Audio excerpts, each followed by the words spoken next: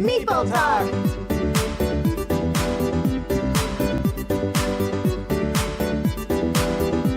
Hello everyone, I'm Stephanie. And I'm Adam. And welcome to Meeple Talk. So this week we've got a Z-Man game, Cacao. Mm-hmm. Yes, and so generally it's a tile placing game. Let's have a look at a little bit of the board, shall we?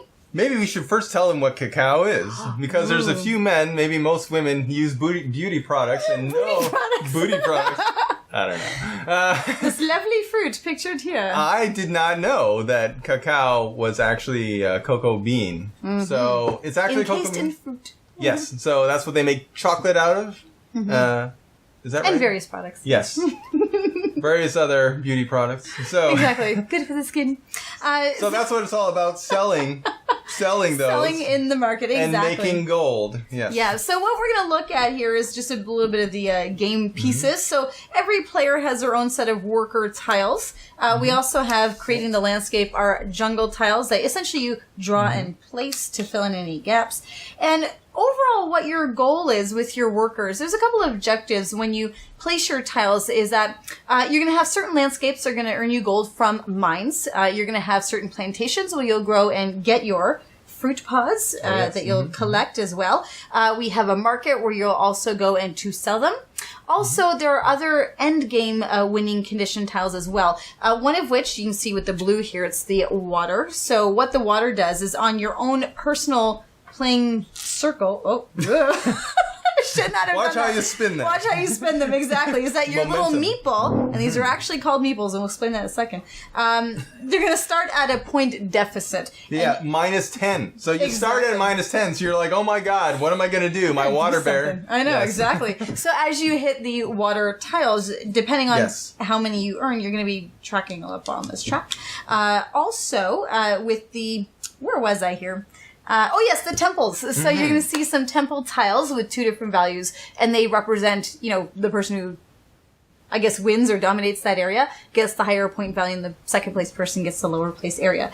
And how do we actually earn those or do those, action those capabilities? Well, every one of your worker tiles has some sides, either of 0, 1, 2, or 3 meeple illustrations on there. Mm-hmm. And depending on how you place that tile, what this represents is the number of opportunities you can activate or take that action for that given one. So, for example, if I put my 3 meeple tile next to a plantation, I can collect 3 pods, or if I have them next to a temple, I can outman or outnumber other competitors, by 3. Some people may have 1 or 0. Mm-hmm. So that's generally that. Now, there are also these other tiles, which are kind of interesting. I didn't mention them yet. They are the sun... Well, on here it looks like a sun dial. Like a sundial, but they're called sun sun. You actually create a sun token when you actually earn them. And how these are useful, they're actually useful in 2 ways. They earn you victory points if you have them... Well, coins, because we all count up our coins at the end. Mm-hmm. So they earn you a coin at the end for every one you have. Or you can exchange them for the ability to... plant on top of a plot that you've already gathered. So what that is that you may see some of these tiles where you have placed your tile before, but then you can trade in a sundial and actually place on top. So you can actually rescore the entire set of 4 tiles that are surrounding yours. And that can be really, really powerful at the end, especially depending on if you have one of the larger meeple tiles still to go. It can really earn your... you can rack up your points pretty quickly on that. So that's generally the layout of the game. Mm-hmm. Yeah. Yeah. And you mentioned these guys, right? Yeah. Okay. So, collect them, sell them. Yeah, so going on to...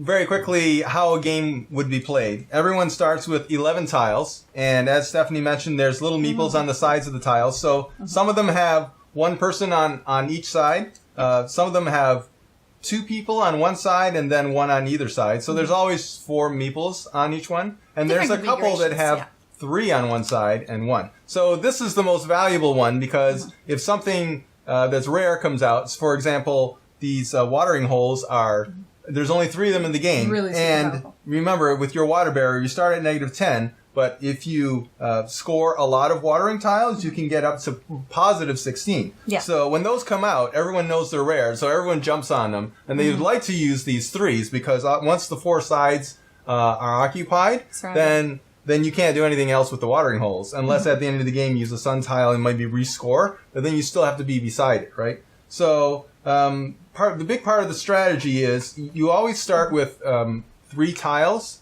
in your hand, and one of them might be one of these 3s, or it might not. But you have to do with whatever you have in your hand. And then the major strategy is where you're going to put it, and when you're going to use your bigger tiles that have 2 or 3 meeples on the side.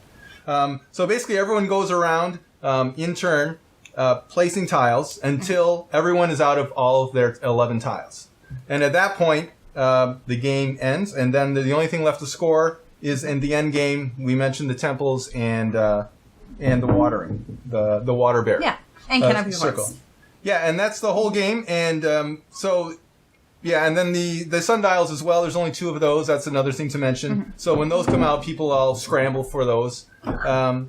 But yeah, so that's basically the whole game. You lay out the tiles. There's a little bit of strategy where you're going to put them. And the 2 jungle tiles, we should mention, whenever you play, if there's a space for 2 of the jungle tiles, and we won't get into the rules of when you can place those, but you'll generally, there's a strategy to placing those because you can score more points with other things that are beside your meeple tile, right? Because you might have other meeples on the side. So it's a really cute little game. I guess we can move on to opinions. Yeah, now, right? And I was just going to say a little bit of backstory because I noticed we used Meeple a lot. And the reason is that some people may think, hey, that belongs to a different game. You should not. You're But actually, the creators of Cacao actually got in touch with, Hans im Glück, the creator of Carcassonne there. And they said, hey, can we use your Meeples? And they said, sure. Awesome. Okay. So it's free license to actually use Meeple. So we can officially say Meeples. Exactly. when describing the game. Not just player token. Yeah. So that was actually a really cool story of businesses, kind of coordinating and cooperating with each other. So that's kind of neat to mention. We just wanted to pirating. I know. But cooperating. And they gave the acknowledgments in the rules. So that's how we came across that. So that's really cool that they did that. But I guess back to the game itself though. So, but it's a pleasant game. So it's kind of like with Carcassonne or any other tile placing game. There's not a lot that needs to be done, but it's a nice passing of tile. There's strategy in it. It's not overly complex. I like the game pieces. And so it's competitive, but I would say mildly so, because you're not doing anything that really destroys another person's path to victory. Everyone's kind of doing their own thing, but even these tiles that you overplace you're still overplacing on your own, so you can rescore your area, but you're not really taking points away from anyone else, other than these little side tiles. These are not mentioned in the rules, but there are some... Oh, they're mentioned on this little board insert. They mentioned them. Oh, yeah, that's true. Yeah, in the cutout piece. So tiles. As long as you didn't throw out that cutout piece, then you'll see there's these ones, I suppose they're lava, I think, because as you place them, who's on, these opposing sides will gain coins, and then on the lava flow, they'll ruin. So that's maybe the only time where you can really... hurt another person, but if it's played early on, people can learn to build around it, so it's not so much of a huge thing. Well, I think you can definitely steal. You can steal the points from the from these tiles. Yeah, here. the temples you can outman them. Yeah, you can definitely do that. And if there's opportunities for the watering hole, you can get there first, right? And so then somebody can't go next to the watering tile because it's already occupied. So there's definitely some competitive element in the game, but it's simpler than, for example, Carcassonne. There's less strategy. It's a very light game. So it's the kind of like the rules are so simple. It's so easy to play. It's it's quick. It's fast. I really like that. I like the fact that, it is in every sense a filler game. So if you're looking for a filler game and, you want to play with your grandmother or with a younger sibling or something like that, this is a good game for that. This is really good for it because anybody could play it. Yeah, and I would agree with that. It's simple to learn, easy to teach. So it's not something that you're going to be having like, this is our intense game for the night. So it's light, it's filler, and that's what it's meant to be. So for what it's meant to be, it's good. Yeah. So yeah.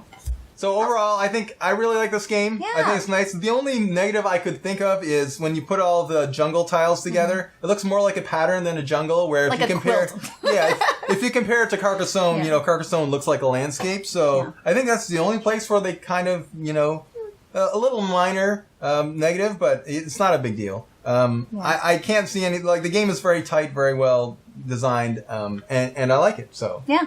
I say give it a try. Yes. I give it 2 thumbs up. So once again, this has been Cacao on Meeple Talk. So we'll see you. Official Meeple Talk. Yes, we can actually say it. That's awesome. Oh. Okay. And well, thank you so much for watching, and we'll see you next time. Yes. See you next time. Bye-bye.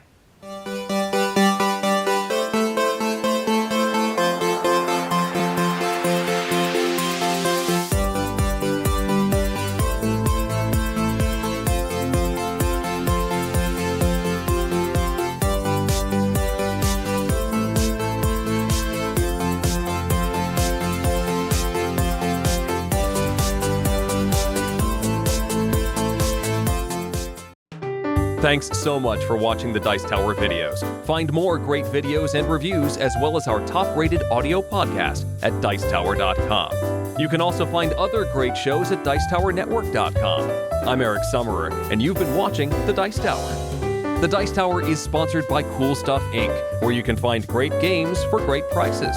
Cool stuff in stock. Check them out at CoolStuffInc.com.